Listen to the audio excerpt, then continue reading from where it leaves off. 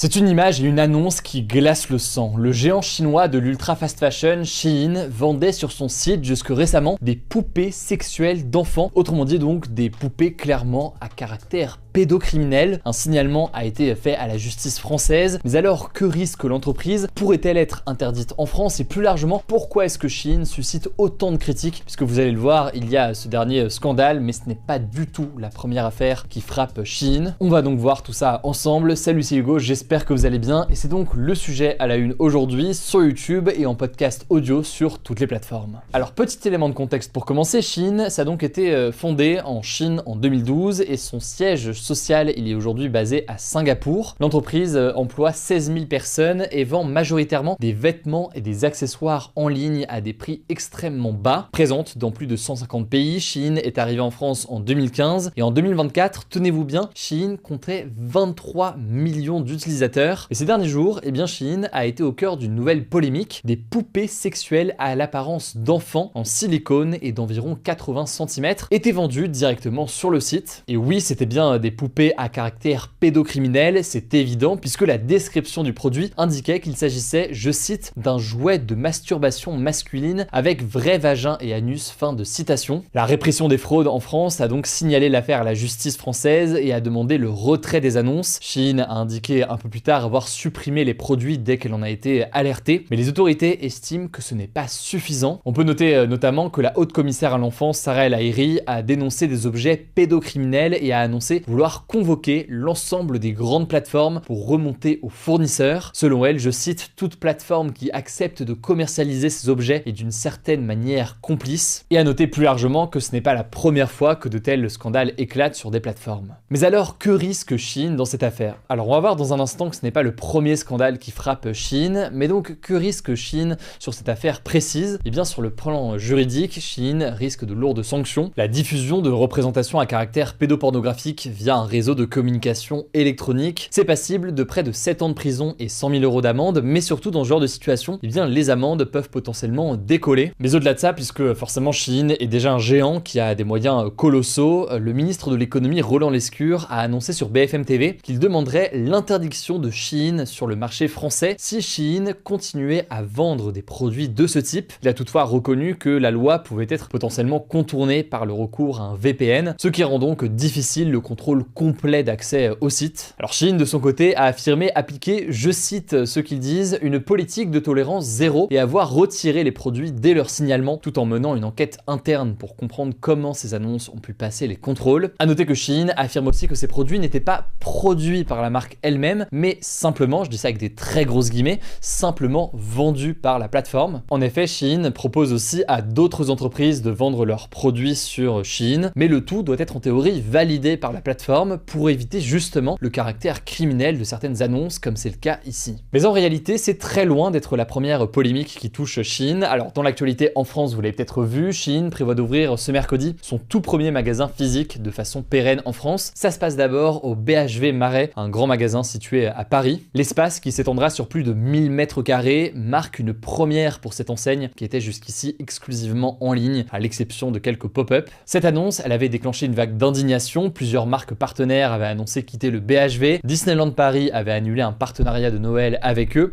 Et une pétition qui demande au BHV de renoncer à l'implantation de Shein avait recueilli plus de 110 000 signatures. Mais face à tout cela, eh bien, le président de la Société des grands magasins, Frédéric Merlin, qui est propriétaire du BHV, défend la décision. Il a assuré que l'installation se ferait, je cite, dans un cadre maîtrisé. A noter aussi que lundi après-midi, dans une story, il a cependant dénoncé une vente de poupées sexuelles, je cite, indécente et inacceptable. Mais cependant, vous l'avez compris, il maintient le partenariat avec Shein en indiquant que les produits vendus en physique seraient contrôlés. Mais si ces ouvertures et notamment ce partenariat avec BHV fait autant débat et autant polémique, bien avant d'ailleurs ces révélations sur ces poupées à caractère pédocriminel, c'est parce que Shein n'en est pas à sa première polémique. Shein est une entreprise accusée de pratiques déloyales, de pollution ou encore de conditions de travail indignes. En 2025, Shein a d'ailleurs écopé de 3 amendes pour un total de 191 millions d'euros pour fausse promotion, non-respect de la législation sur les cookies, informations trompeuses et pour ne pas avoir déclaré la présence de microfibres plastiques dans ces produits. L'élément donc qui revient le plus souvent, c'est effectivement cette dimension, cette forme de pollution. Le modèle de Shein, il repose sur l'ultra fast fashion, donc une mode produite et consommée à une vitesse extrême. Pour vous donner une idée, en moyenne, 7200 références sont ajoutées chaque jour sur le site, selon une analyse menée par l'ONG Les Amis de la Terre. C'est des vêtements souvent qui coûtent très peu cher, mais qui sont aussi faits dans une matière souvent polluante et en plus avec une qualité souvent moindre. Par ailleurs, chaque jour, près de 5000 tonnes de marchandises sont expédiées par avion depuis la Chine, ce qui génère évidemment d'importantes émissions de CO2. Et d'ailleurs, on peut noter que l'entreprise a multiplié par 2 ses émissions de gaz à effet de serre entre 2022 et 2023 selon son propre rapport annuel. Elle est aujourd'hui l'une des entreprises les plus polluantes du secteur, un secteur qui est reconnu comme l'un des plus polluants au monde, puisque l'industrie de la mode, c'est 4 à 10% des émissions mondiales de gaz à effet de serre. Il y a aussi des critiques récurrentes sur la qualité des produits, ça on vous en a parlé il y a quelques jours il me semble, notamment sur Instagram et sur TikTok. Une étude récente de l'UFC Que Choisir, parue la semaine dernière, montre que 2/3 des produits vendus sur la plateforme chinoise Shein ou encore Temu seraient non conformes aux exigences européennes. Et enfin, la marque est régulièrement accusée de tirer parti d'une main-d'œuvre très peu coûteuse en Chine, parfois dans des conditions jugées inacceptables. Bref, on suivra évidemment l'évolution de la situation, mais ça me paraissait essentiel de faire un point là-dessus aujourd'hui et je vous mets des liens directement en description pour en savoir plus. Et au passage, très rapidement, avant de laisser la parole à Julie pour le reste de l'actualité, c'est les dernières heures, littéralement les dernières heures, si vous souhaitez précommander ma bande dessinée Hugo Décrypte en Russie. Je vous en ai déjà beaucoup parlé, mais si vous voulez donc le livret bonus qui raconte les coulisses du projet, c'est les toutes dernières heures ici jusqu'à lundi minuit. Je vous mets donc le lien en description, ou autrement c'est bd.hugodécrypte.com. Autrement, pour la sortie de la version classique en quelque sorte, c'est à partir de demain absolument partout, en ligne et chez votre libraire le plus proche. J'ai vu que vous étiez déjà un certain nombre à l'avoir reçu, merci énormément pour vos retours, ça fait tellement plaisir. Et autrement, j'attends du coup vos retours cette semaine. Je vous laisse avec Julie pour le reste de l'actualité et je reviens juste après. Merci Hugo et bonjour à tous. On commence avec un nouveau point sur la situation dans les Caraïbes après le passage de l'ouragan Melissa. Le bilan a de nouveau évolué ce week-end. En Jamaïque, on compte désormais au moins 28 morts selon le Premier ministre jamaïcain Andrew Holness. Il a précisé, je cite, que de potentielles victimes sont encore en cours de vérification, ce qui laisse entendre que le bilan pourrait encore augmenter. Au total, sur l'ensemble des pays touchés, on compte 60 morts, dont 30 en Haïti. À Cuba, aucune victime n'a été signalée grâce à l'évacuation de plus de 700 000 personnes, mais les dégâts matériels sont importants. En réponse, les États-Unis ont annoncé une aide humanitaire de 3 millions de dollars, soit environ 2,6 millions d'euros à destination de Cuba. Pour contourner le gouvernement communiste de l'île, considéré comme ennemi par les États-Unis, l'aide devrait transiter directement par les partenaires locaux, dont notamment l'Église catholique de Cuba, qui sert souvent d'intermédiaire. Le gouvernement cubain a qualifié cette initiative d'indigne et accuse notamment les États-Unis de continuer leur blocus. Depuis les années 60, les États-Unis interdisent notamment aux entreprises américaines tout commerce avec Cuba. Deuxième actu, en Afghanistan, un tremblement de terre de magnitude 6,3 a touché le nord du pays dans la nuit de dimanche à lundi, faisant au moins 20 morts et plusieurs centaines de blessés, selon le porte-parole du ministère de la Santé Sharafat Zaman. Le séisme s'est produit dans la province de Samangan et Balkh. Les secousses ont été ressenties jusqu'à Kaboul, la capitale, à près de 400 km de l'épicentre, d'après des journalistes de l'AFP sur place. Ce séisme survient seulement 2 mois après un autre tremblement de terre de magnitude 6, qui a été le plus meurtrier de l'histoire du pays. Ce séisme avait tué plus de 2200 personnes, en avait blessé près de 4000 autres et avait détruit 7000 maisons selon les autorités talibanes. Selon l'ONU, 221 000 personnes sont actuellement en situation de besoin aigu d'aide humanitaire. Il faudrait 111,5 millions de dollars, soit environ 96 millions d'euros pour venir en aide aux victimes. Troisième actu, au Soudan, près de 40 000 personnes fuient actuellement la ville d'El Fasher et ses environs face à l'avancée des combats dans la ville. Depuis le 23 octobre, la ville est aux mains des forces paramilitaires de soutien rapide, une milice paramilitaire qui cherche à prendre le pouvoir au Soudan. Cela faisait 18 mois que la ville, dernier bastion des forces armées soudanaises dans le Darfour, était encerclée par FSR, privant la population d'eau et de nourriture. La prise de la ville par les forces paramilitaires de soutien rapide a fait au moins 460 morts. De nombreux incendies, des assassinats et des amas de corps ont également été recensés à El Fasher grâce à des analyses des images satellites faites par le laboratoire de l'université américaine de Yale. L'organisation soudanaise de défense des droits humains Emergency Lawyers indique, elle, avoir visionné des vidéos sourcées qui montrent des miliciens se livrant à des exécutions de civils et de prisonniers de guerre. Près de 200 000 personnes restent toujours entre les mains des FSR selon l'ONU. Alors même si si ces chiffres restent difficiles à évaluer, le nombre de personnes tuées depuis le début de la guerre au Soudan est aujourd'hui établi à plus de 150 000 morts par de nombreux médias, dont Le Monde et Le Guardian. On compte environ 13 millions de déplacés qui cherchaient à fuir la guerre, ce qui en fait la crise de déplacement la plus importante et la plus rapide au monde selon le Haut Commissariat des Nations Unies pour les réfugiés. Quatrième actu, en Israël, l'ex-procureur général de l'armée, qui était la juriste la plus haut gradée de la hiérarchie militaire, a été arrêtée par la police ce lundi après avoir disparu quelques heures. Elle avait annoncé sa démission dimanche après avoir reconnu avoir autorisé ses services à diffuser une vidéo montrant de graves violences commises en 2024 par des soldats israéliens contre un détenu palestinien dans une prison de haute sécurité. Filmées par une caméra de surveillance, ces images avaient été diffusées par la chaîne israélienne Channel 12 avant d'être reprises par de nombreux médias, et en février, l'armée avait inculpé 5 soldats réservistes pour mauvais traitement dans cette affaire. En parallèle, Israël a annoncé lundi matin l'identification des corps de 3 otages remis la veille par le Hamas. Initialement, le Hamas devait remettre le 13 octobre les 28 corps d'otages. Pour le moment, 20 ont été rendus à Israël. En échange des 3 dépouilles, Israël a remis les corps de 45 Palestiniens selon le ministère de la Santé de Gaza. À noter que la Turquie a organisé ce lundi une réunion avec 8 pays musulmans, à savoir les Émirats, le Qatar, la Jordanie, Pakistan, l'Indonésie, l'Arabie Saoudite, l'Égypte et la Turquie. L'objectif étant de discuter de l'avenir de Gaza 4 semaines après le cessez-le-feu. Cinquième actu, cette fois-ci en France, le déficit de la sécurité sociale devrait atteindre 23 milliards d'euros en 2025. C'est la Cour des comptes, donc une juridiction financière qui contrôle l'usage de l'argent public, qui l'a annoncé dans une note ce lundi. Ce déficit devrait donc augmenter de 7,7 milliards d'euros en un an. À savoir que cette estimation arrive la veille de l'examen du projet de loi de financement de la sécurité sociale par l'Assemblée nationale. Pour 2026, le gouvernement prévoit de réduire le déficit à 17,5 milliards d'euros avec un objectif de retour à l'équilibre en 2029. Le projet de loi prévoit notamment l'encadrement de la prescription des arrêts de travail ou la baisse de la prise en charge des cures thermales. Dans sa note, la Cour des comptes a jugé qu'une telle situation ne serait pas tenable dans la durée. Elle a ensuite ajouté qu'au vu des mesures prévues dans le projet de loi, le déficit ne se réduira pas à l'horizon de 2029. Enfin, elle a alerté sur les risques de cette situation qui pourrait mettre en danger la trésorerie de la sécurité sociale et provoquer un manque d'argent dans les prochaines années.